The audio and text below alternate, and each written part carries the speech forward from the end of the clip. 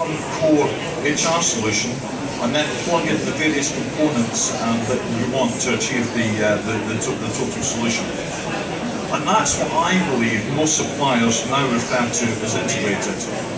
The difference between that and unified is, in the unified scenario, all the components are generally supplied by the one supplier and they all share a single database.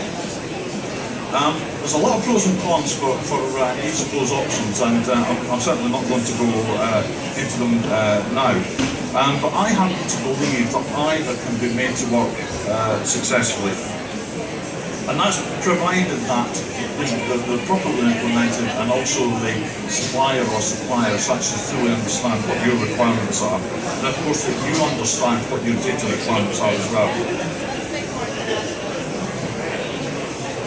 But before you all rush out and buy a unified solution from Acme Incorporated, I would again suggest that the first step in the process is to identify what you do now operationally.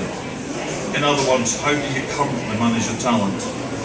And if, as many commentators suggest, there's a dearth of talent out there, particularly in certain specialised fields, how do you attract candidates to your company?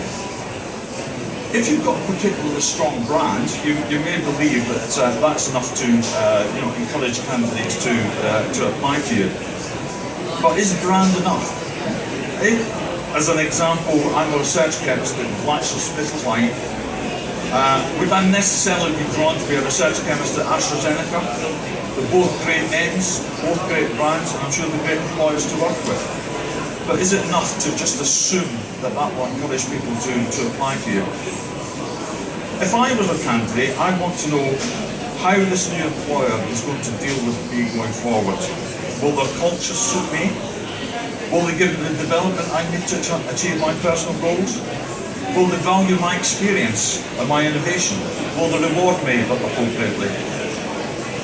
Does your current recruitment process give your potential candidates a view of those important matters even before they've decided to apply? Some enlightened employers have recognised that the candidate experience is very important, but not all employers have.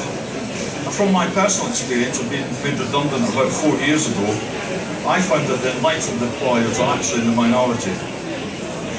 If you can't give a good experience to the candidate at the very early stages of the process, how on earth are you going to persuade them that later on, that as part of your managing of talent, you're going to give them a good experience as an employee? In short,